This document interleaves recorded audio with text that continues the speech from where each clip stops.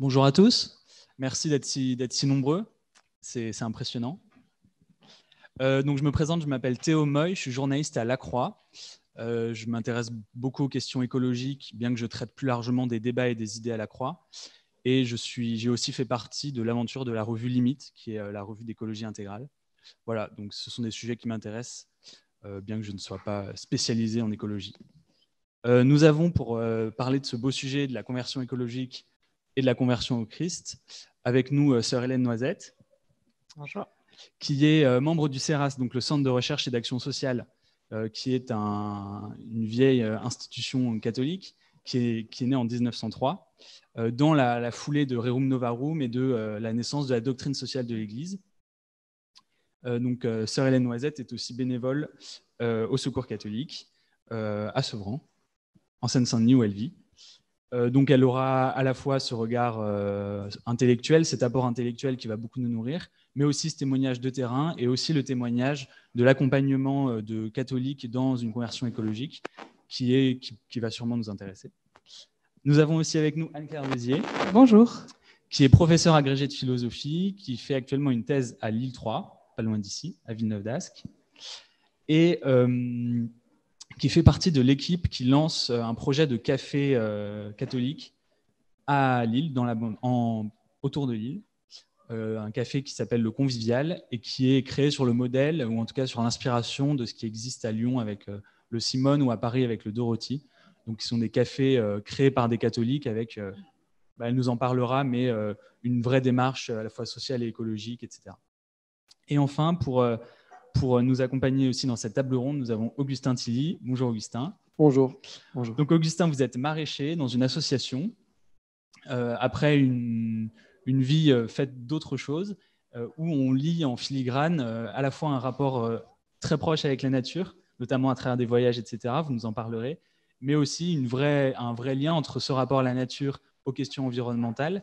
Et vous avez été diplômé ici sur des sujets environnementaux en 2003. Et en même temps, avec la conversion chrétienne, etc. Donc vous êtes, par votre parcours de vie et votre témoignage, en plein dans ces questions. Et en même temps, vous les vivez aussi dans votre activité aujourd'hui comme maraîcher. Donc c'est passionnant. Donc lorsqu'on parle d'écologie, il y a, en tant que catholique, quand on parle d'écologie, il y aurait une erreur peut-être à commettre. Ce serait de voir la parole aujourd'hui, par exemple, du pape François comme voilà, un simple message parce que c'est à la mode sur adopter les bons gestes écologiques, etc. Alors que pas du tout, l'écologie est ancrée dans la tradition chrétienne et l'apport du pape François réactualise cette pensée, mais elle est plus ancienne et c'est peut-être une des premières choses qu'on va voir.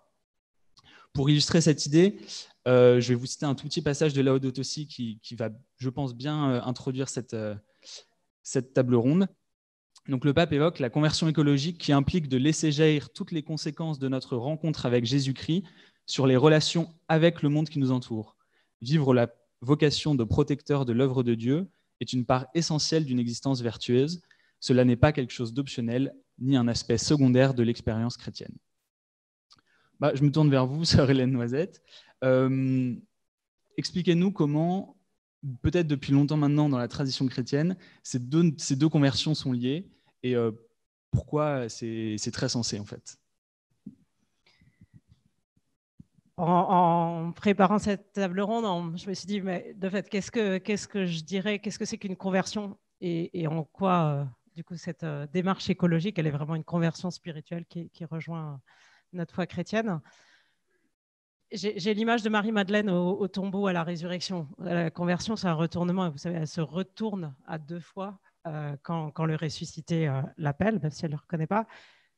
Et pour moi, cette conversion, c'est vraiment une sortie de soi, un retournement où on sort de soi pour laisser de la place à d'autres et du coup à un autre, à Dieu. Enfin, la conversion, elle est vraiment ce chemin où on laisse de la place en dehors de nous-mêmes, quand on sort de nous-mêmes.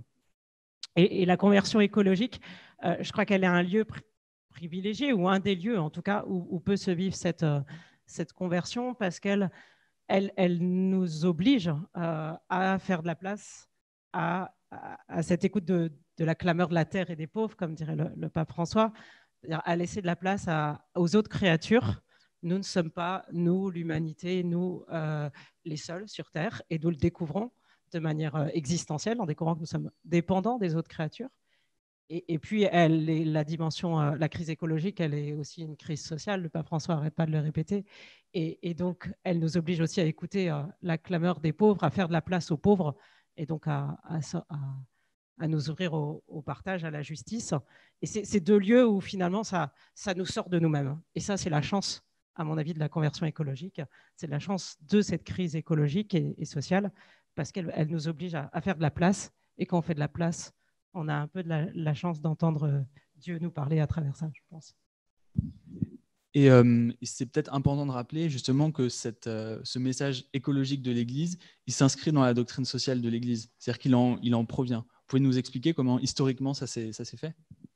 Oui, de fait, on parle beaucoup de Laudato Si. Ça a été vraiment un texte très fort, très heureux que cette parole arrive en 2015, en plus au moment de la COP21, au moment aussi de la négociation des objectifs du millénaire pour le développement, qui sont devenus les objectifs de développement durable. Donc, dans un courant favorable de la société qui pouvait l'entendre et de l'Église, qui est peut-être plus ouverte à ces questions-là. Mais les questions écologiques, on les trouve présentes en particulier, je pense à des textes des années 60, ou un texte très fort de Paul VI, où il disait déjà nous assistons à une mort biologique qui pourrait être une mort de l'humanité. Je crois que c'est en 71, Octogésima Advenias, peu importe si vous voulez aller vérifier. Mais voilà, quelque chose qui mettait vraiment une alarme très forte sur le fait que ce n'est pas des petites questions à la marge, c'est la question même de l'humanité, de la survie de l'humanité ou de la bonne vie de l'humanité qui est en jeu.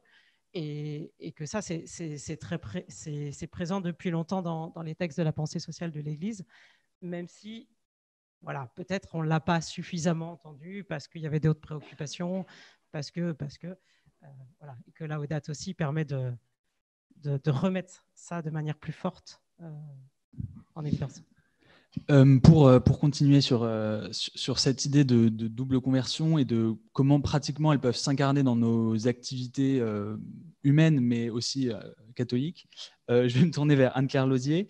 Anne-Claire, j'aimerais que vous nous racontiez très concrètement quel est votre projet de café, et sur quoi et comment est-il né, et en quoi aussi parce que quand on s'est appelé pour discuter de cette table ronde, vous m'avez vraiment montré, et ça m'a marqué, à quel point vous pensiez à chacun des aspects de ce café pour y intégrer toutes ces dimensions justement écologiques, sociales, et café que vous pensez également comme un lieu de mission.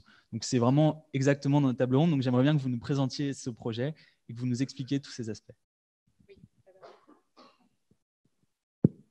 Oui, donc rapidement, c'est un projet qui a commencé à germer il y a presque 2 ans maintenant, en fin 2019, à la suite d'une réunion de la pastorale des jeunes pros de Lille, à la fin de laquelle le père Xavier Béhagel a lancé comme ça, et si à quand un Dorothy à Lille.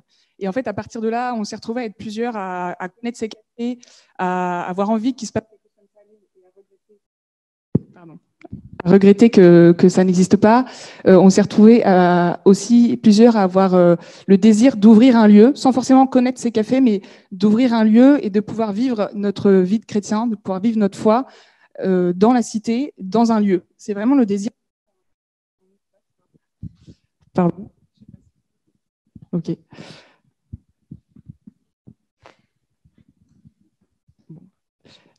On s'est vraiment rejoint autour de ce désir de vivre notre foi dans un lieu, d'avoir un engagement local.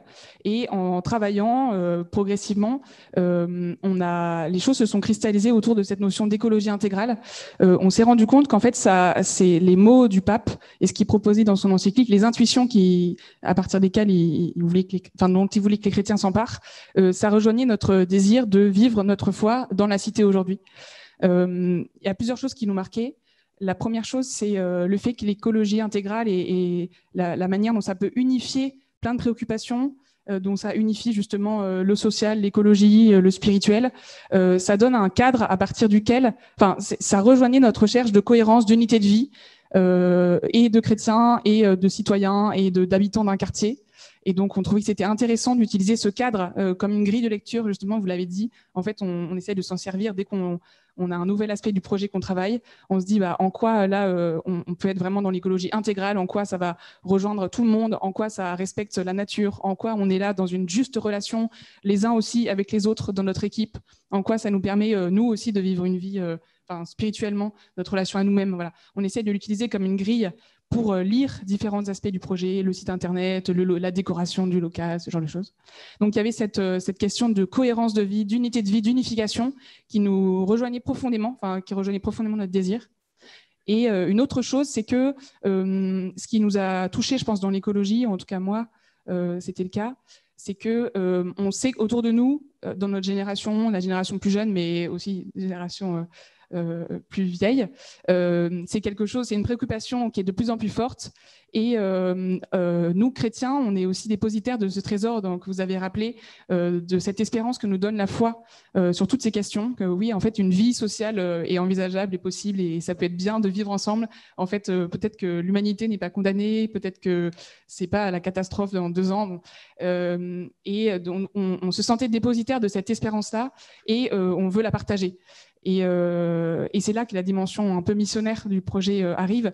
Le but de ce café, c'est vraiment, à notre mesure, de pouvoir simplement rendre compte, témoigner de l'espérance qui nous habite sur ces questions autour de nous. Et ça passe par, alors pas par une annonce directe comme on le fait dans d'autres endroits. Moi, je l'ai expérimenté via Annuncio. Là, l'idée est un peu différente. L'idée, c'est de témoigner par un certain art de vivre, un certain style de vie. C'est des expressions qui reviennent beaucoup dans Laudato Si. C'est des expressions que reprend beaucoup le pape. Et notre ambition ou notre désir, c'est vraiment de nous-mêmes nous convertir. Ça veut dire essayer d'unifier notre vie à travers ce cadre, dans ce lieu. Et puis, on espère que cette unification, nous, on pense que c'est une vie bonne. Et du coup, on se dit, si c'est une vie bonne pour un être humain, eh ben, ça va forcément donner envie à d'autres, ça va forcément attirer d'autres. Et donc, ce sera un moyen de témoigner de notre espérance et de notre foi et de la manière dont ça peut nous rendre heureux. Et voilà, c'est un peu le projet du café. Nous-mêmes, peut-être vivre une conversion écologique et à travers ça, toujours se reconvertir au Christ. Et en même temps, à travers cette conversion écologique, donner à d'autres la possibilité de toucher le Christ. Et donc, on s'est dit, l'écologie, c'est un sujet d'actualité. C'est pas une question d'opportunisme. On se dit pas, comme c'est à la mode, il faut y aller, et c'est un moyen pour convertir les gens. C'est plutôt qu'on se dit qu'on a des vraies choses à dire au monde sur ces questions, et il ne faut pas se taire. Et alors, dans les aspects très concrets de la création d'un lieu de vie et de la manière dont on va alimenter un café, par exemple, au niveau des produits que vous proposerez, vous avez aussi cette réflexion écologique. Au niveau de l'aménagement du lieu aussi, vous l'avez. Comment vous pensez tout ça, très, très concrètement, pratiquement? Non, juste ce que je voudrais dire aussi, c'est qu'une des démarches qu'on a fait dans notre petit groupe, c'est de lire Laudato Si par petits bouts depuis 2 ans. Là, il y a une des membres de l'équipe qui nous prépare des paragraphes et des questions à la suite de chaque paragraphe. Et ces questions, elles sont destinées à réfléchir justement la façon dont notre lieu peut être un lieu d'écologie intégrale. Donc on se dit, tel paragraphe de Laudato Si qui parle par exemple de la beauté, de l'importance de la qualité esthétique des lieux de vie. Comment on peut le vivre, nous, dans le café. Donc, on va avoir une attention particulière à la décoration, à le dernier événement qu'on a fait, quelque chose de tout bête, mais on ne pouvait pas forcément repeindre et tout changer dans la salle, mais on a accroché des petites branches de je ne sais plus quel arbuste, mais au bord des tables, qui étaient des tables tout à fait lambda, en bois, basique. Et c'est un petit détail, mais on essaye comme ça d'être attentif à des petits détails. Et voilà. Donc, cette lecture de Laudato Si, on essaye d'avoir des questions pour passer au concret. Comment on peut faire un lieu qui soit beau, comment on peut proposer les produits. Donc, la bière qu'on propose, elle vient de soit une brasserie dans le centre-ville de Lille, soit à 15 km à Armentières. On essaye vraiment dans toutes les dimensions de notre projet. Pour le site internet, on se dit, il y a une vraie question sur l'écologie et le numérique.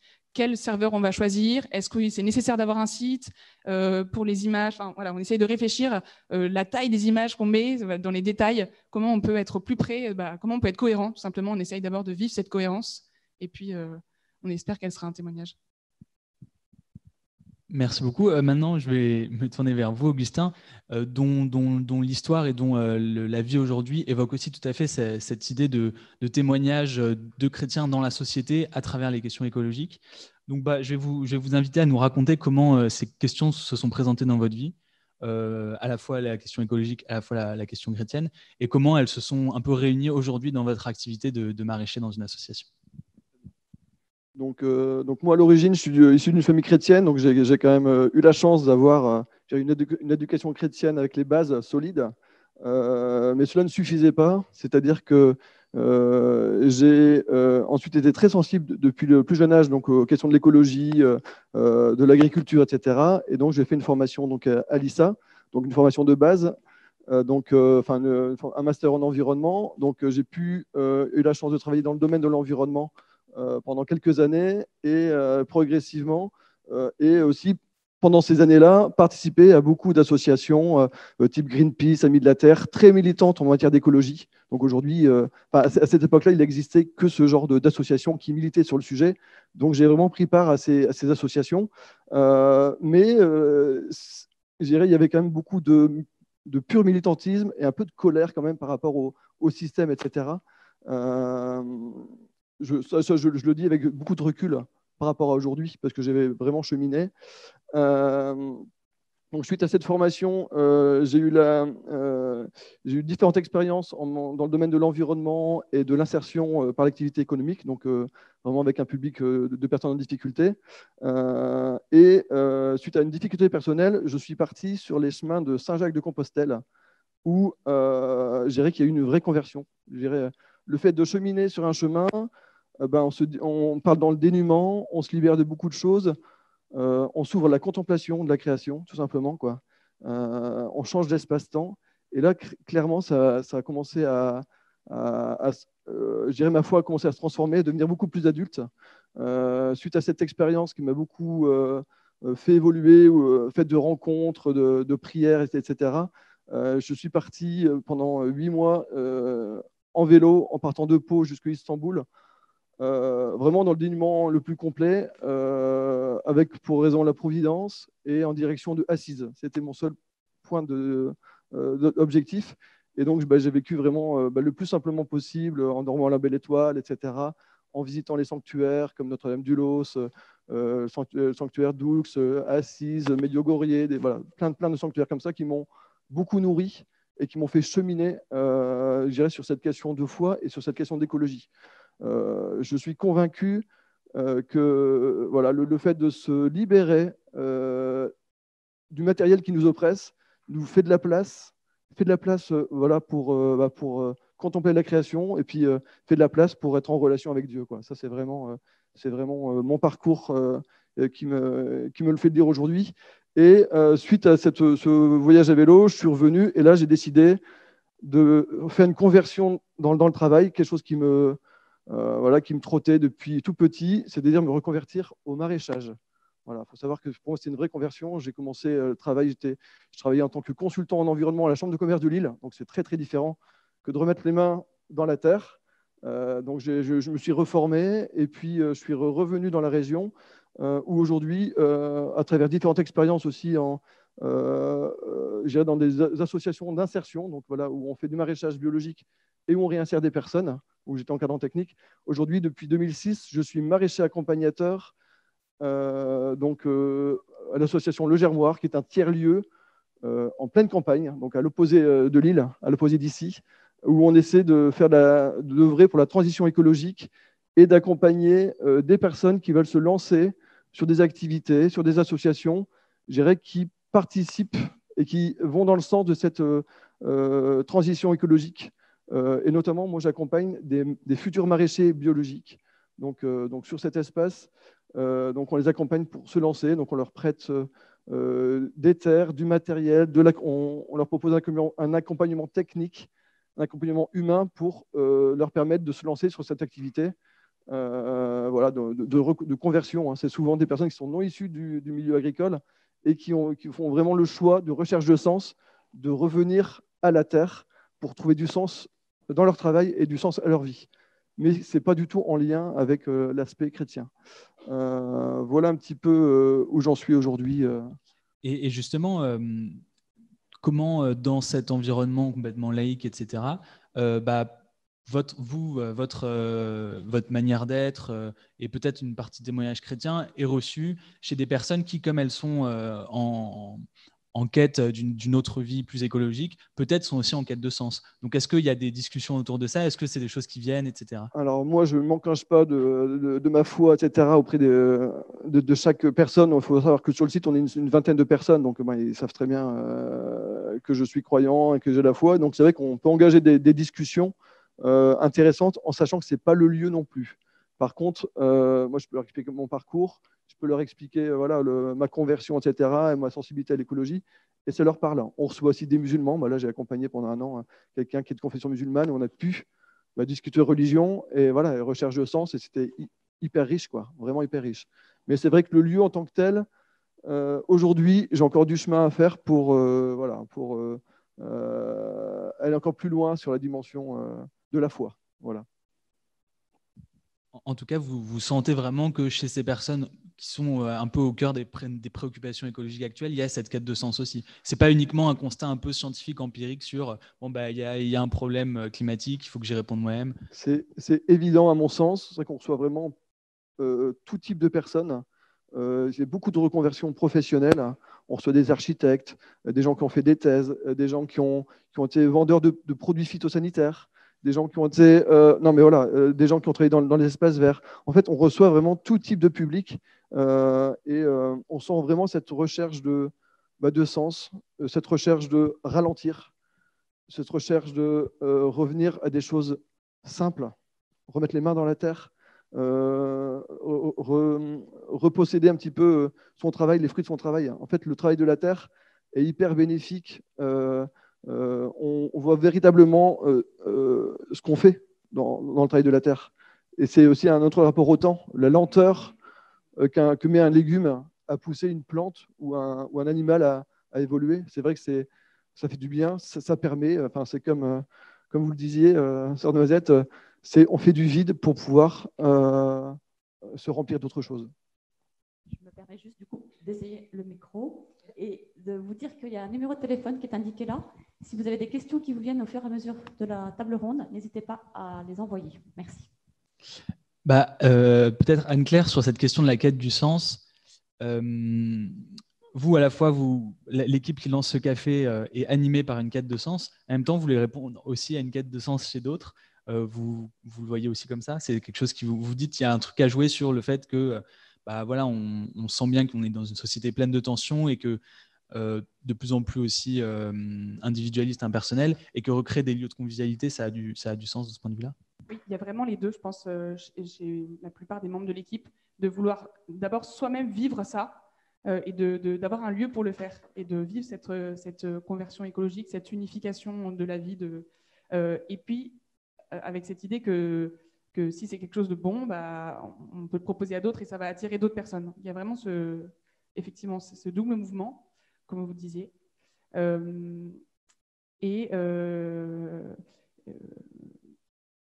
Oui, ensuite, c'est ça. Voilà, comment dire, on se place pas, on se place pas comme des propriétaires de quelque chose qu'il faudrait absolument communiquer à d'autres. Voilà, on ne fait pas de la vente, comme on disait. Je crois hier à la table ronde sur l'islam, on disait on ne vient pas vendre Jésus. En fait, on veut d'abord nous vivre quelque chose, et c'est vraiment l'objet de l'association, mon ami. On veut vivre l'écologie intégrale et aussi du coup la promouvoir, et parce qu'on est convaincu qu'elle est bonne pour nous, et si elle est bonne pour nous, et elle sera bonne pour les autres, et du coup, elle est d'abord à vivre pour nous. Sœur Hélène Noisette, je voudrais vous proposer de rebondir sur cette question du travail qui est très intéressante parce que justement le travail manuel justement laisse peut-être aussi une place à Dieu. C'est des questions auxquelles vous réfléchissez peut-être au CERAS sur le sens du travail et la compatibilité aussi avec les questions écologiques. C'est des questions qui vous... Oui, en tout cas, on sent bien que dans cette quête de sens, il y a beaucoup de personnes plus ou moins jeunes, mais qui à un moment arrivent à la question écologique et à cette conversion écologique, conversion de toute leur vie, à travers la prise en compte tout d'un coup de est-ce que mon travail sert à quelque chose, et cette question du non-sens du travail, d'un certain nombre de travaux, d'emploi, elle est une question majeure à mon avis, dans notre société aujourd'hui, où finalement aujourd'hui, dans notre réflexion au CERAS sur le travail et dans la pensée sociale de l'Église, on sent bien qu'il y a une réflexion qui n'est pas seulement sur la dignité du travailleur, sur les conditions de travail, mais aussi sur la finalité du travail. Et même si les conditions sont parfaites, et même si on gagne beaucoup d'argent, et même si le travail n'a pas de finalité humaine et s'il détruit plus les relations humaines et la planète qu'autre chose, il y a un moment où ça crise, où ça met en crise. Et alors, la question va se poser, mais de manière souvent très douloureuse. Donc là, il y a un vrai lieu d'accompagnement aussi pour nous dans l'Église, je crois, pour accompagner ceux qui vont vivre une transition professionnelle, une conversion professionnelle, mais à travers laquelle se posent éminemment des questions de sens et des questions spirituelles. Et je voulais aussi vous proposer de rebondir sur cette question. Augustin Tilly a très bien dit, il a parlé d'une libération du matériel qui nous oppresse. C'est un très bon résumé de ce que nous propose le pape François. Et voilà, est-ce que je voulais vous proposer de développer là-dessus, c'est-à-dire voilà, cette idée de la sobriété, de la sortie du matérialisme, elle est vraiment très ancienne dans l'Église, en même temps elle a toute son actualité aujourd'hui. Oui. Oui, il me semble qu'il y a la conversion écologique de Laudato Si, c'est un chemin de libération. Et puis, si elle est une conversion spirituelle, c'est parce qu'elle démasque nos idoles. Il me semble que ça, c'est assez fort dans Laudato Si, et en particulier cette idole qui est le consumérisme. Une attaque en règle du consumérisme dans Laudato Si. Donc, consumérisme, comme le pape François nous dit, c'est une addiction à la consommation. Enfin, nous sommes devenus drogués à la consommation. Et le remède qu'il propose, c'est cette sobriété heureuse, ce chemin de sobriété heureuse. C'est-à-dire que ce n'est pas simplement en disant il faut en sortir, il n'y a qu'à Faucon. Ça ne marche pas quand on est drogué. Enfin, de fait, c'est vraiment les mécanismes d'une drogue. Et du coup, il faut essayer de proposer un autre imaginaire, un autre chemin qui soit aussi quelque chose de désirable. Et cette sobriété heureuse, il nous montre comment ça peut être une vraie libération, une libération de notre surconsommation qui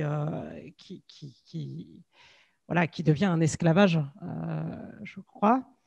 Donc, il nous invite à la sobriété heureuse au niveau personnel et puis aussi au niveau collectif. Dans les idoles qu'il dénonce, alors il n'utilise pas ce terme, mais au numéro 210, je crois, à vérifier, il parle des mythes de la modernité, en parlant de la croissance indéfinie, du progrès indéfini, de la nécessité de la croissance. En fait, nous sommes dans des sociétés où nous pensons qu'il faut de la croissance, donc il faut produire plus, il faut consommer plus. Et ce « il faut », cette supposée nécessité, il parle à un autre moment des nécessités qui nous rendent esclaves. De fait, c'est vraiment le mécanisme de l'idole dans l'Ancien Testament. Enfin, le veau d'or, c'est ce que nous construisons et auquel nous nous asservissons.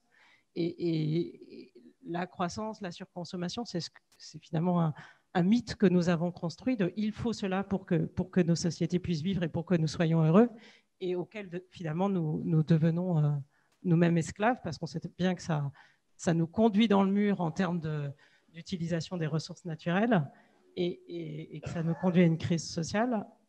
Ça ne nous rend pas plus heureux, mais aujourd'hui, nous n'avons pas d'autre objectif possible pour nos politiques publiques. Pardon. Pour nos politiques publiques. Anne-Claire, je voulais vous proposer de rebondir sur cette question. Comment on crée un lieu de consommation dans une société consumériste qu'on critique? Comment, voilà, est-ce que vous vous dites qu'il faut... Enfin, je ne sais pas. Est-ce que c'est un dilemme que vous vous posez? Alors, c'est vrai par exemple, la question du matériel ou des nécessités économiques, des fois, on se dit on aimerait bien se passer de la question de l'argent, puis en fait, il faut quand même qu'on rembourse les frais qu'on a avancés pour la bière ou la nourriture qu'on a préparée. La salle, il y a des choses, c'est normal de payer. Donc il y a la question du juste prix, etc. Et en fait, ce qui est passionnant dans notre aventure, qui commence tout juste, en fait, c'est vraiment de se reposer à chaque fois ces questions-là. C'est-à-dire d'essayer, avec cette grille, de remettre à plat, d'essayer de débusquer peut-être les mécanismes, justement, les addictions qu'on pourrait avoir. Tiens, est-ce qu'on ne va pas avoir tendance à toujours vouloir faire un peu plus de marge que ce qui serait juste, en fait, pour assurer le après, parce qu'en fait, on est habitué à fonctionner comme ça. Donc ça, c'est intéressant. J'ai pas de réponse parce que le but de notre projet, c'est en fait de voir les questions et d'essayer d'y répondre très précisément à chaque fois dans le particulier. Qu'est-ce qui est juste de faire à ce moment-là, quel rapport on a à quelle chose. Donc j'ai pas des grands principes sur lesquels je peux vous répondre, mais voilà, vraiment ce qui est passionnant, je pense, c'est de rentrer dans cette démarche, de l'appliquer très, très concrètement à chaque aspect. Et je pense ce qui est aussi important pour nous, c'est de créer un lieu public. C'est-à-dire, on parle beaucoup de conversion écologique pour les chrétiens, il faut prendre en compte les acquis de l'audato aussi, etc. C'est très bien, mais il ne faut pas oublier qu'en fait, ce à quoi on se convertit, ce n'est pas à l'écologie, c'est vraiment toujours au Christ, et que l'écologie, elle est un moyen peut-être de rejoindre un aspect du Christ, du Père, que parfois on avait oublié ou auquel on pensait moins. Et que cette conversion écologique, elle ne doit pas rester dans nos églises, elle ne doit pas juste être un label, c'est bon, on est bien une église verte, mais c'est très bien, ce n'est pas une critique, mais je veux dire, ce qui est important, c'est aussi de pouvoir le faire dans un lieu qui est à peu près public, et c'est un peu notre ambition avec c'est pour ça qu'on voudrait monter un café, parce que le café, c'est vraiment le lieu public par excellence, le lieu du quartier, le lieu du commun, du tout venant, et ça me semble vraiment fondamental, en fait, que cette conversion, si on veut vraiment avoir une conversion à l'écologie intégrale, elle ne peut pas rester individuelle, sinon on n'est pas sorti de ce modèle individualiste qui est celui dont il faut sortir. Et donc, c'est-à-dire qu'il faut faire quelque chose avec d'autres et pour d'autres, et voilà, et le faire dans un lieu un peu public. Ça, je pense que c'est vraiment important de se le rappeler. C'est un peu la dimension missionnaire, on pourrait dire d'une certaine manière, du projet.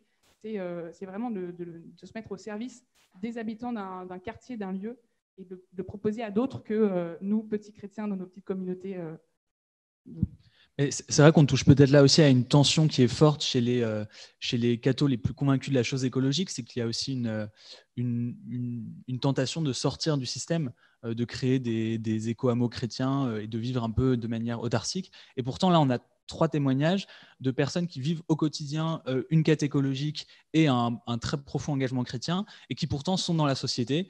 Est-ce que l'un d'entre vous, c'est des questions que vous posez, c'est-à-dire comment, est-ce que finalement, disons, est-ce que le fait de vivre en société ne fait pas naître des incohérences par rapport à ce que vous voudriez avoir comme vie plus écologique, et comment vous la résolvez en vous disant non, il faut quand même que je sois dans la société?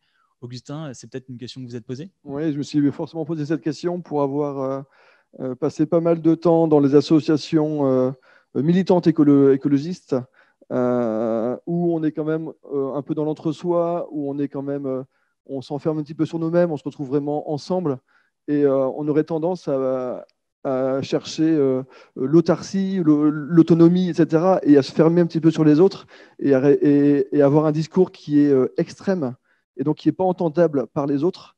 Donc moi aujourd'hui, j'ai beaucoup cheminé, etc.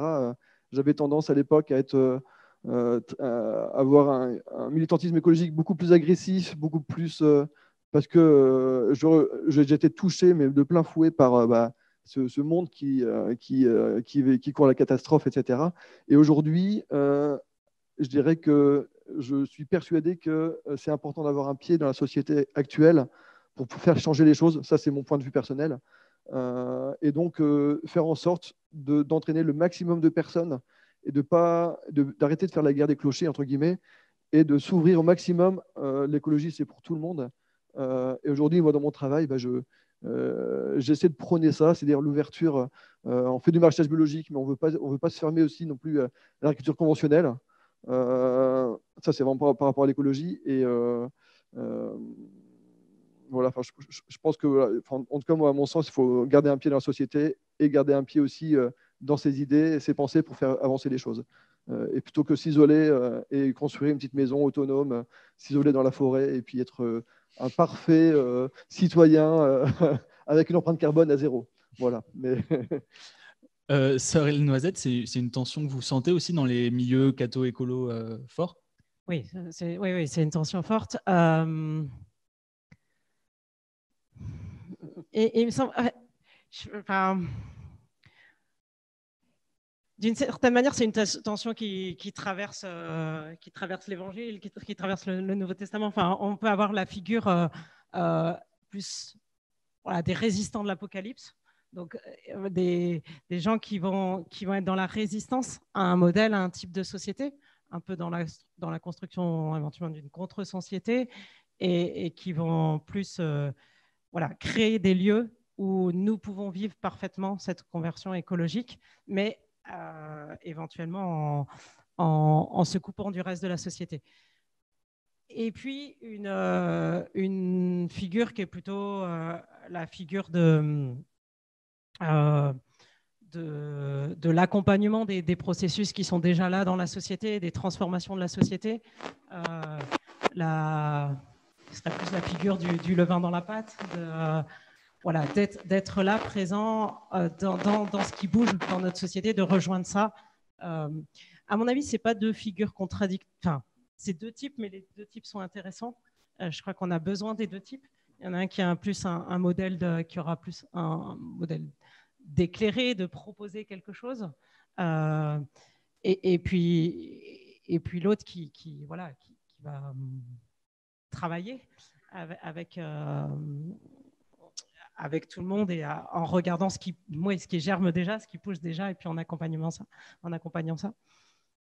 Pour moi, voilà, je crois plutôt dans le deuxième, mais au final, je pense que les deux sont importants, à condition qu'on ne soit pas que dans un modèle plutôt de contre-société, contre-culturelle, qui a sa valeur, mais qui risque de couper effectivement des autres, et finalement d'entraîner plus personne parce que trop radical et parce que coupé de nos contemporains. Et c'est d'autant plus une question aujourd'hui qu'on voit bien que la foi régresse et perd dans notre société. Donc si on s'enferme, c'est aussi aller vers la disparition, non ? Ça, oui, probablement. Enfin, ce qui se sclérose meurt, ça c'est clair. Mais voilà. Après qu'il y ait besoin de figures radicales, je crois que ça reste important qu'il y ait des modèles un peu radicaux qui montrent l'objectif, quoi, qui montrent qu'est-ce qui est possible, et c'est heureux. Voilà. Et ça peut tirer les autres aussi. Mais... Je commence à recevoir plein de questions, donc je vais les poser parce que je trouve ça intéressant qu'assez tôt, il y avait un espace de questions restreint qui était proposé, mais je trouve ça plus intéressant de s'appuyer sur vos questions pour avancer. Il y en a une que je trouve intéressante. Est-ce que la notion d'écologie intégrale trouve un écho dans les autres mouvements écologistes ? Y a-t-il des espaces de dialogue où vous pouvez échanger des idées ? Là-dessus, je peux répondre très, très rapidement, puis ensuite proposer aux autres de répondre.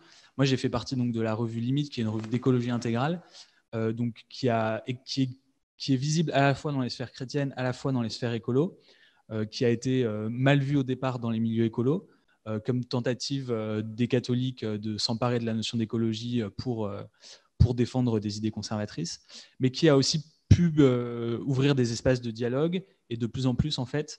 C'est-à-dire qu'au bout d'un moment, finalement, l'écologie intégrale est perçue dans pas mal de mouvements écolos comme une écologie parmi d'autres qui légitimement peut dialoguer avec les autres.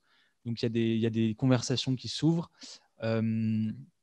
avec souvent quand même des préjugés au départ, etc. Est-ce que ça vous inspire des choses ? Moi, juste une petite indication bibliographique pour ceux que ça intéresse, justement sur la notion de l'expression écologie intégrale. Il y a un très bon article dans un numéro assez récent de la revue Communio, la revue de théologie. Il y a un petit article qui fait l'historique de cette expression écologie intégrale. C'est très intéressant parce que c'est vrai que c'est une expression qu'on a retrouvée aussi sous la plume de Delphine Batho, qui n'est pas forcément spécialement une catholique militante. Et donc, du coup, parfois, il y a un petit brouillage autour de cette expression. Les notions sont un peu floues, mais et ça met bien les choses au clair. Donc, c'est intéressant pour creuser. Et sinon, je pense que l'idée que la clameur de la terre et la clameur des pauvres sont liées, ça trouve quand même beaucoup d'écho. Vincent, vous savez certainement plus précisément, mais depuis longtemps dans la pensée écologique.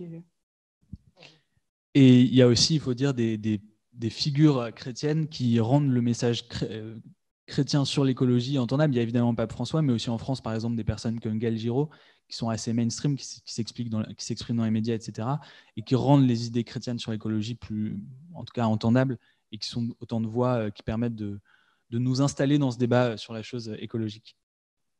Est-ce que vous voulez réagir là-dessus? Sinon, j'ai une question pour vous. Juste rapidement. De fait, sur ce lien, écouter la clameur de la terre, écouter la clameur des pauvres, je disais tout à l'heure, Laudato Si a eu tellement d'écho, y compris dans les milieux non chrétiens. En 2015, quand il est sorti, c'était dans le top 10 des essais lus en France à l'été 2015. Donc ça, c'est un lieu très fort où il y a un espace, un terrain favorable, je pense, pour parler d'une conversion spirituelle, d'une conversion au Christ à travers la question écologique.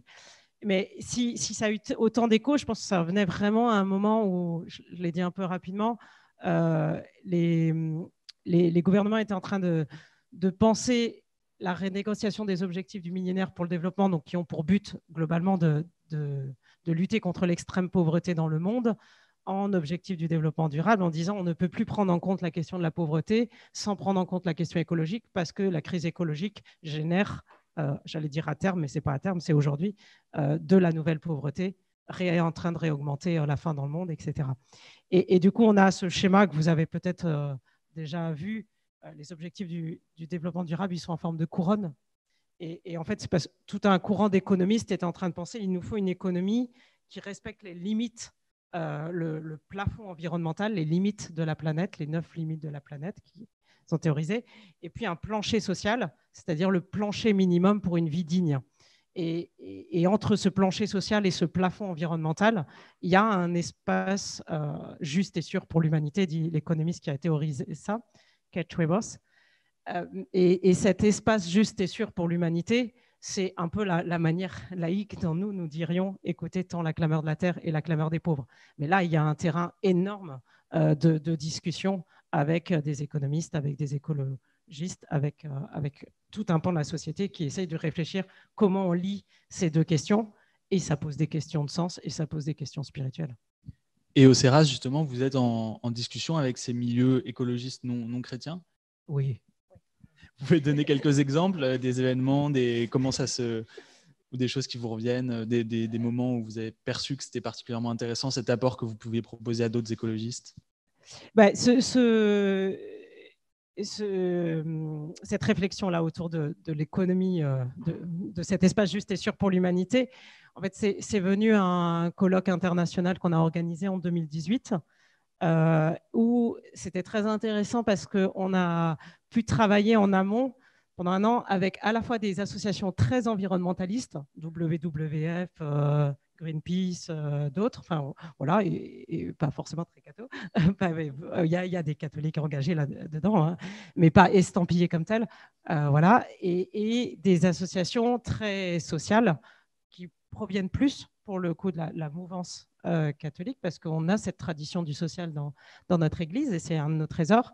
Donc, Secours catholique, mais Fondation Abbé Pierre, bref. Et il y avait une panoplie énorme, et c'était très intéressant de les voir travailler ensemble et de voir comment ensemble ils sont arrivés à une réflexion sur comment on lit réellement ces deux questions-là. Parce que de fait, dans Laudato Si, c'est indiqué, c'est vraiment un objectif fort. N'empêche que ce n'est pas si simple. Il y a des tensions entre le social et l'écologie. On sent bien qu'il faut prendre en compte ces deux questions parce qu'elles ont des répercussions l'une sur l'autre. Mais après, comment on fait au quotidien, ce n'est pas, pas si simple. J'ai une question que je vais poser à Augustin Tilly. Comment donner de l'espérance dans ce domaine alors que le discours ambiant est largement catastrophiste, calapsologie, etc. Augustin, vous qui justement avez été dans des milieux écolos vraiment traditionnels et aujourd'hui nourrissez cet engagement écolo de l'aspect chrétien, comment vous percevez Moi, je donnerais de l'espérance aujourd'hui par tout simplement montrer un petit peu.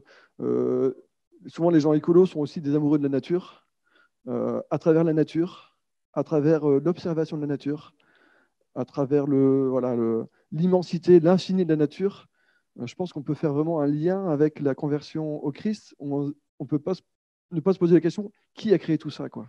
Qui a créé tout ça, cette beauté, Enfin, moi, durant mes voyages, durant mon travail, bon, voilà, j'ai la chance d'avoir le temps d'être gérer les mains dans la terre, le regard dans le ciel, etc., pour observer cette nature.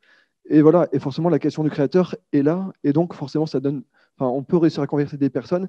Et forcément, moi, ça me donne de l'espoir parce que cette nature est infinie, est incroyable. Enfin, moi, je crois vraiment ce retour à la simplicité, ce retour à la reconnexion à la nature, bah, va faire simplement les choses comme l'homme a toujours vécu avant. Enfin, l'évolution de la société, elle est assez récente. Ça fait, je dirais, à mon sens, ça fait 60, 70 ans qu'on se déconnecte un petit peu du vivant, tout simplement. Dans l'histoire humaine, c'est très peu, en fait. Alors que, enfin, je pense que c'est inscrit dans l'homme, ce lien, ce contact avec la nature. Il a juste été un petit peu rompu et fermé. Donc moi, ça me donne de l'espoir. Je pense qu'il faut, à mon sens, tout simplement déconnecter, que les gens se déconnectent un petit peu de leur voiture, de leur téléphone, de leur petite maison pour retourner un petit peu dans la nature pour, pour que ça redonne le sourire, quoi, tout simplement, quoi, et redonne espoir. Ça, c'est mon avis. Anne-Claire, comment vous percevez ce discours collapsologique, catastrophiste? Et est-ce que créer des lieux de joie de vivre aussi, c'est un remède parmi d'autres? Oui, un des premiers remèdes, nous, c'est vraiment notre ambition d'essayer de témoigner en tout cas de notre espérance à nous. On espère que l'art de vivre, le style de vie joyeux, sobre, simple qu'on pourrait développer dans ce lieu, il sera déjà un moyen de redonner un peu d'espérance. Personnellement, moi, mon espérance, elle est vraiment d'abord liée à ma foi. Vraiment, mon espérance, c'est le Christ Sauveur. Et c'est mon... Et l'objet premier de moi, mon espérance personnelle, il n'est pas vraiment écologique, c'est peut-être un peu, ça vous choque peut-être vu le thème de la table, mais c'est vraiment le Christ sauveur. Le Christ nous a sauvés, et donc ce que la foi m'apporte, c'est cette hauteur de vue eschatologique, sotériologique, qui me dit que mon histoire et l'histoire de la nature et de notre société, elle est inscrite dans une grande histoire qui est celle du salut, qui va de la création aux cieux et à la terre nouvelle. Et ça, pour moi, c'est vraiment ce qui profondément me donne de l'espérance, plus que plein d'autres choses où on voit que l'humanité avance, qu'on peut peut-être se rejoindre sur des questions et qu'on peut faire quelque chose ensemble. C'est très bien et voilà, c'est beau. Mais en fait, profondément, ce qui fait que moi, on a envie de mener ce projet et qu'on a envie de continuer et qu'il y a vraiment quelque chose de fort à dire, c'est que le Christ est sauveur et avant tout. Très bien. Sœur Hélène, Noisette, j'ai une question pour vous. Sur votre regard sur le rapport à l'écologie des populations que vous rencontrez en Seine-Saint-Denis, et voilà, comment vous essayez peut-être d'éveiller un intérêt, par quels moyens? Est-ce que c'est des questions que vous vous posez aussi personnellement? Voilà. Oui, bien sûr, c'est des questions. C'est sûr que c'est pas d'emblée la première préoccupation quand voilà, on peut dire fin du monde, fin du mois, même combat. N'empêche que quand on est dans la fin du mois, c'est d'abord ça, la question vitale, et comment je vais nourrir mes enfants ce soir. Et du coup, spontanément, si on amène le mot écologie, je pense qu'on ne rencontre pas un grand intérêt ou un grand... Mais j'aime beaucoup ce que dit le maire de Los Angeles, du coup, je suis dans les territoires, qui disait, bien sûr, si je commence à faire une réunion publique sur l'écologie dans ma commune, je vais avoir trois citoyens parmi les cadres supérieurs qui vont venir. Si je commence à parler de comment on rénove les passoires thermiques et voilà, je vais avoir l'adhésion de beaucoup plus de monde. Donc pour moi, la question, c'est comment on entre dans la question écologique à partir des préoccupations de ceux qui, de fait, ont du mal à boucler la fin du mois, quoi. Et que c'est aussi un discours, enfin, une préoccupation, voilà, qui peut-être il faut changer un peu les mots, ou il faut lier les deux. Mais, mais voilà, ma paroisse est aussi Église verte, alors que c'est une paroisse où de fait les gens ont du mal à clairement à boucler la fin du mois. Et c'est pas qu'il y a aucun intérêt pour cette question-là, c'est plus comment on va l'amener et pour ne pas être en contradiction, quoi. Après, je vais bien rebondir sur la question Oui. de l'espérance, si tu me laisses. Mais de fait, pour moi, ça a été une vraie. Je suis agronome hein, de formation initiale. Je ne l'avais pas dit. Et quand j'ai eu une phase de désespérance réellement par rapport à ces questions-là dans les années 2000 quand j'étais en train de finir mes études et que dans l'église, j'ai pour ma part eu l'impression de ne pas rencontrer assez à ce moment-là, en tout cas, de gens qui pouvaient aller jusqu'au bout de cette question de quel est notre avenir comme humanité et quelle est notre espérance chrétienne face à cette crise majeure. J'avais parfois l'impression qu'on disait un peu trop vite, oui, ça va bien aller, ça va bien aller. Ouais. Sauf que toutes mes études scientifiques me disaient autre chose. Et pour moi, ça a été important du coup d'essayer de réfléchir un peu ces questions-là quand j'ai fait mes études de théologie. Donc de réfléchir vraiment comment dire notre espérance chrétienne face à la crise écologique. Et je crois que l'espérance chrétienne, elle est toujours une espérance du mystère pascal, à la lumière du mystère pascal, donc de la croix et de la résurrection. Et il me semble qu'il y a deux risques, c'est soit nier la croix, soit nier la résurrection. Nier la croix, ça serait dire un peu trop facilement, oui, tout va bien aller, sauf qu'aujourd'hui, il y a des victimes du dérèglement climatique et il y en aura plus demain. Et on ne peut pas juste dire un peu trop vite oui, soyons pas catastrophistes. Il y a de la mort à l'œuvre parce que c'est le résultat d'un péché et que le péché conduit à la mort, et on le sait. Donc, il y a de la mort à l'œuvre, on ne peut pas le nier, et en même temps, bien sûr, notre espérance, elle est que la mort est traversée et qu'il y a une résurrection possible. Et ça, pour moi, ça me dit, il y a une espérance que du nouveau est encore possible. Il y a une espérance qu'à travers même cette crise, à travers des morts, il y a de la vie qui peut encore jaillir et qu'il y a quelque chose qui doit mourir de notre système, de notre manière de penser. Dans Laudato Si', le pape François dit cette crise écologique, elle met en crise le sens de notre passage sur Terre, le pourquoi nous consommons, pourquoi nous travaillons. C'est toutes ces questions-là qui sont à repenser.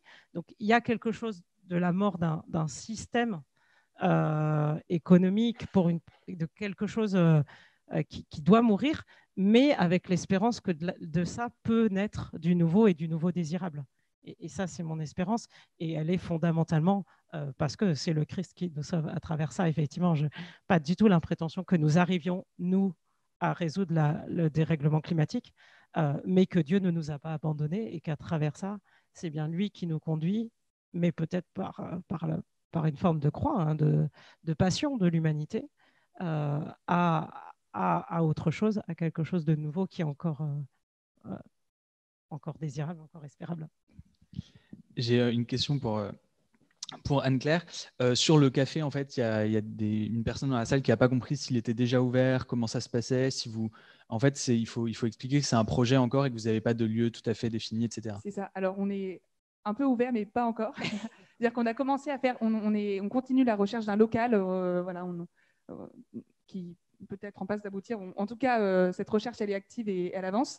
Et on a commencé à faire des événements ponctuels. Donc, on en a déjà pu en faire 3, un par mois là, depuis mai, et puis avec la pause de l'été. On a un bar qu'on a construit avec des palettes, donc qui est portatif, qui rentre dans le coffre d'une voiture. Et donc, on peut s'installer dans une cour ou dans un jardin, et ce qu'on a déjà fait 3 fois. Donc, on a commencé cette aventure, c'est-à-dire qu'on a commencé à vivre des événements auxquels on peut inviter des gens et faire des choses concrètes.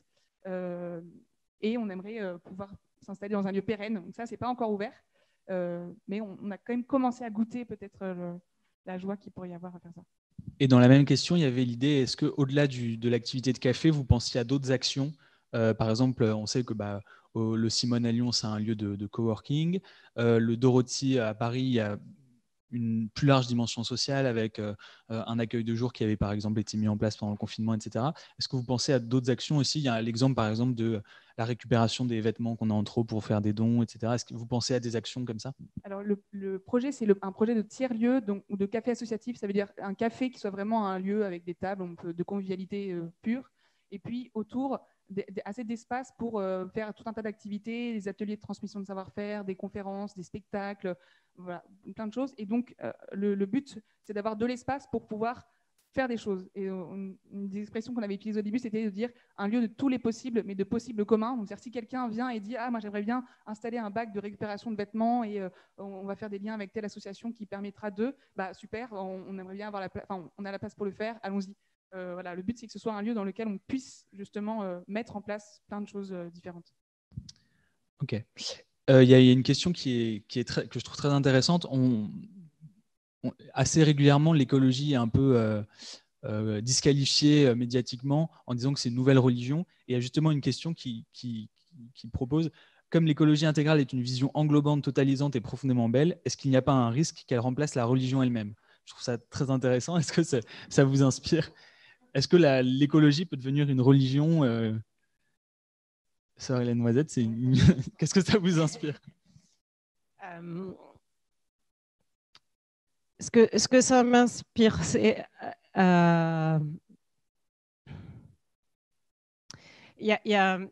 il me semble, je ne sais pas, c'est une manière de répondre, mais il y aurait sûrement beaucoup d'autres choses. C'est de dire probablement dans le christianisme, il y a eu la peur du paganisme, donc du coup plutôt une tendance à mettre de la distance par rapport à tout ce qui pourrait sacraliser la terre ou tout, voilà. Et du coup, on est peut-être tombé dans l'excès inverse, qui a été du coup une forme de dualisme qui est peut-être très présent en France avec notre histoire un peu janséniste, un peu voilà, de dualisme esprit-matière, dualisme terre-dieu, voilà. Et du coup, on est tombé peut-être parfois dans l'excès de dire « Ouh là là, la terre, la nature, finalement, on en est presque séparé, c'est à distance. Et puis le chemin spirituel, il est forcément un chemin de séparation quoi, de la terre, de la matière. » Et aujourd'hui, on se rend compte que c'est ça qui est en train de nous conduire vers une autre forme d'athéisme, en tout cas, parce que si on se déconnecte de la terre, on finit par se prendre pour Dieu, quoi. Ça, c'est vraiment la critique, encore une fois, de ce fameux anthropocentrisme dévié, où, à force de penser que l'humanité est au-dessus de la création, est séparée d'elle et indépendante d'elle, on a fini par la mettre à la place de Dieu et d'éjecter Dieu aussi. Donc finalement, en éjectant la terre, on éjecte Dieu. Enfin, je crois que c'est très fort.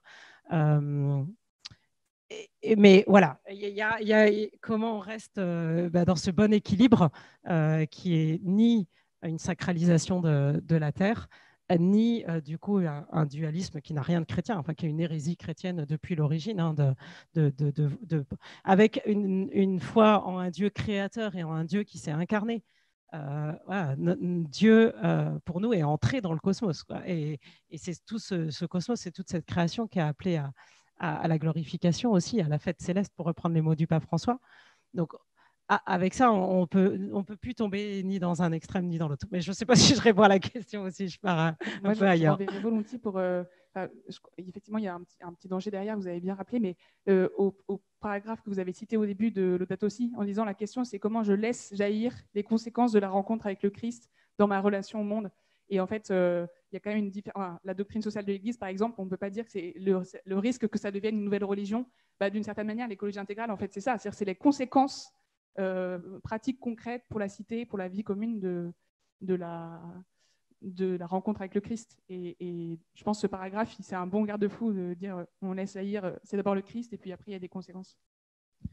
Il y a une question aussi qui est peut-être une forme d'incompréhension de ce qu'a expliqué Augustin tout à l'heure, qui est en quoi un maraîcher serait plus écologique qu'un curé de paroisse moins familier à la terre? Alors évidemment, ça rejoint, je pense, cette question du travail qu'on a abordé, c'est-à-dire qu'il faut le maraîchage est un bon exemple d'un travail qui peut laisser une place à Dieu, mais évidemment, il y a d'autres actions humaines comme le fait d'être curé de paroisse qui laissent une belle place à Dieu. Et aussi une place à l'action écologique qui, dans une perspective chrétienne, n'est pas qu'écologique, mais aussi sociale. Et le rôle du curé de paroisse, s'il a un jardin où il faut pousser des légumes, c'est très bien, mais il a aussi un rôle social qui est au cœur de cette pensée écologique chrétienne. Voilà, c'est ma réponse, mais Augustin en a sûrement une aussi. Je pense que nous sommes tous des écologistes en devenir. J'ai volontairement parlé du maraîchage biologique parce qu'en fait, il y a beaucoup de personnes qui recherchent du sens et qui recherchent du sens à travers ce métier qui est un métier qui est accessible à des néo-ruraux qui n'ont pas accès au foncier. Et donc, c'est une conversion avec un retour à la terre. En fait, c'est un exemple parmi d'autres, hein, bien évidemment. Hein. Mais moi, j'ai la chance dans mon métier d'avoir du temps et de pouvoir remettre les mains dans la terre, d'avoir ce temps-là, ce travail manuel concret, que je trouve, c'est un métier que je trouve assez intéressant pour, voilà, pour changer d'espace et de temps, c'est-à-dire revenir à des choses simples. En fait, c'est cette retour à la simplicité. Moi, je resterai vraiment sur ce côté-là. Le métier de maraîcher, c'est juste un exemple parmi d'autres. C'est un retour à la simplicité. C'est un retour à ce que vivent beaucoup d'agriculteurs sur toute la planète, quoi. C'est un travail simple. Je pense que c'est vraiment c'est à travers cette simplicité que je pense on peut revenir à Dieu. C'est plus par rapport à cet exemple-là, plus que le métier en tant que tel, qui est un métier comme tout autre métier, quoi. Ça, c'est évident. C'est pas une religion. Hein. On fait juste pousser des légumes bien simplement et humblement. On essaye en tout cas. Ouais, je resterai vraiment sur cette simplicité, cette sobriété heureuse, cette simplicité volontaire pour revenir au Christ, quoi. Pour moi, c'est vraiment ma petite expérience qui me le fait le dire, quoi. Voilà.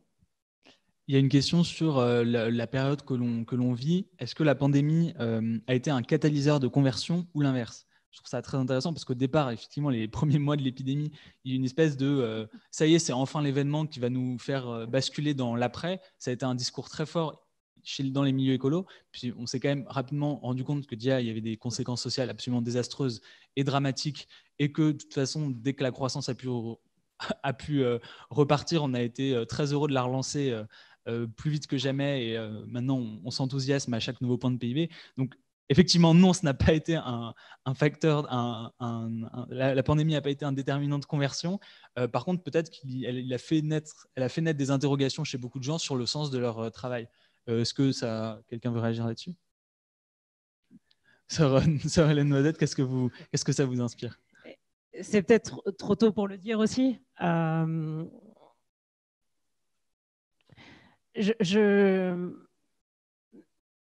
Au niveau global, je ne sais pas si on a pris les tournants qu'on espérait, enfin sûrement pas à la mesure de ce qu'on a espéré effectivement au tout début de la pandémie.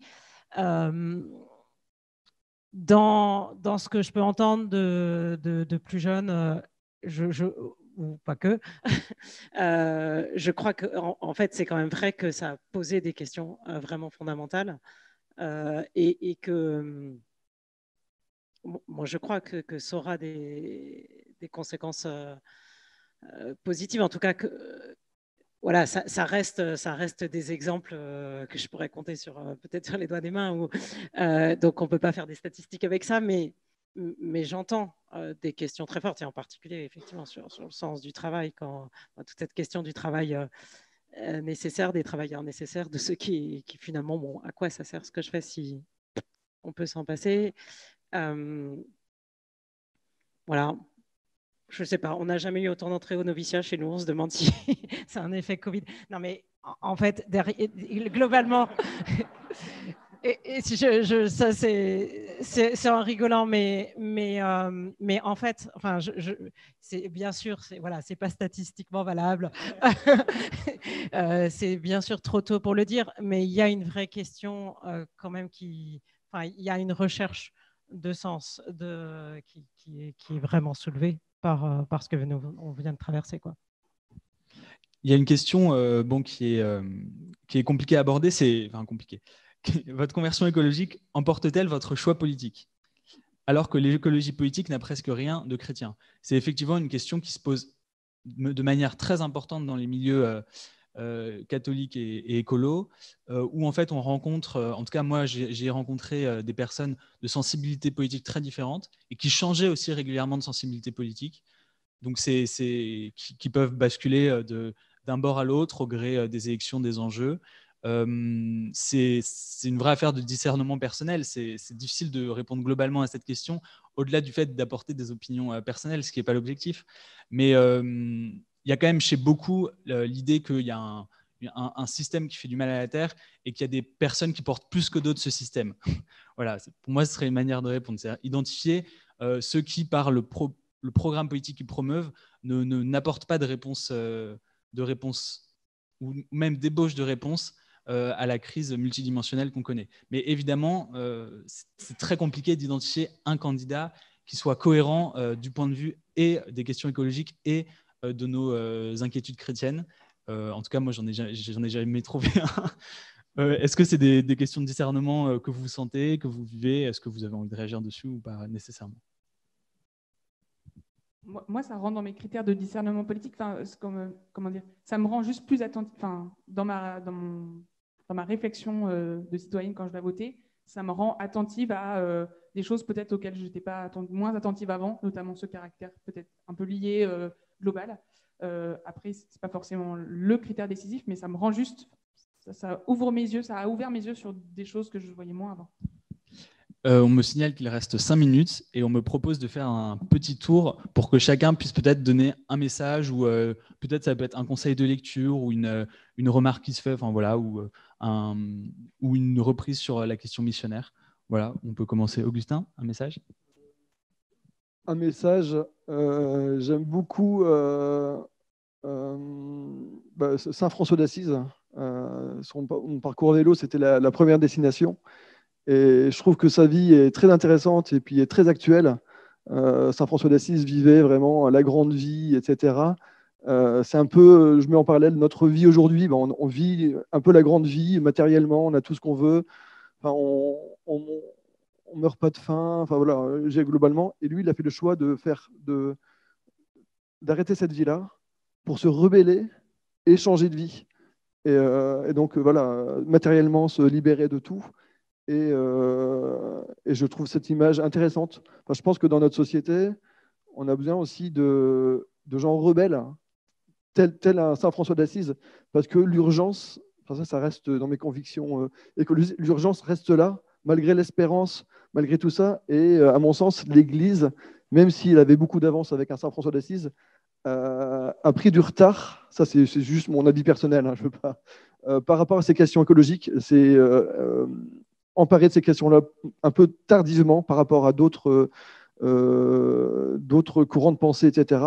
Et je pense qu'il est vraiment temps de mettre ce sujet de manière, mettre ce sujet sur la table et en faire un sujet important.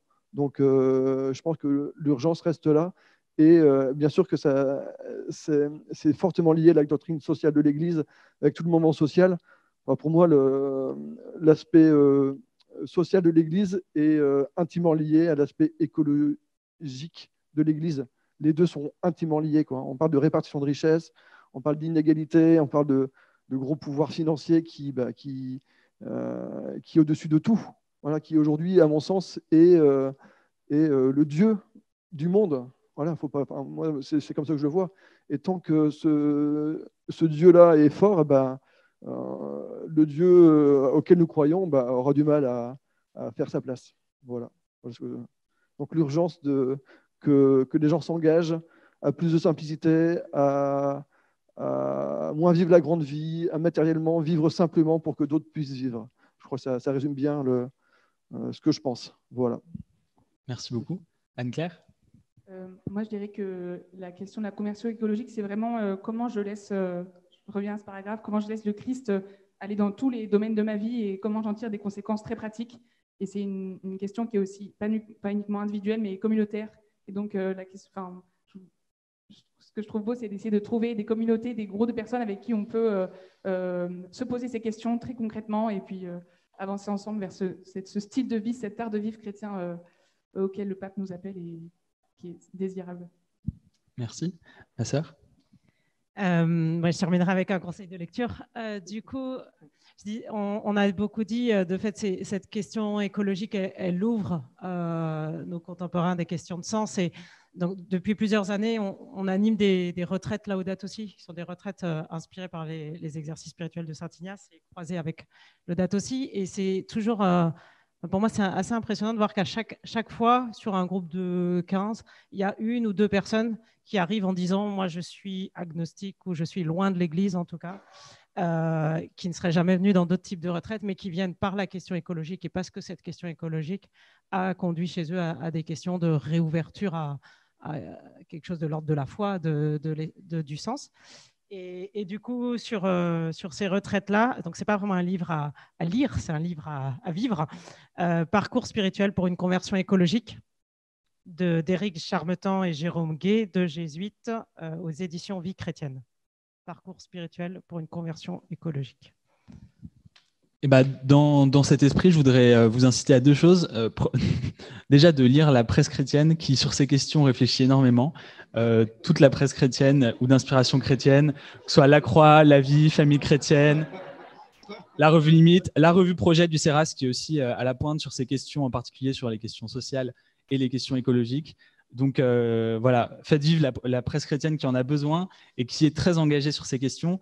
Et je voudrais aussi vous inciter, parce que c'est une question que je sens énormément dans les milieux chrétiens écolos et qui revient tout le temps, c'est de ne pas avoir peur du dialogue avec les autres mouvements écolos qui peuvent, par leur figure médiatique, nous sembler très très loin de nos préoccupations, de nos inquiétudes et de notre message de chrétien, mais qui souvent profondément partagent les mêmes aspirations et le même constat.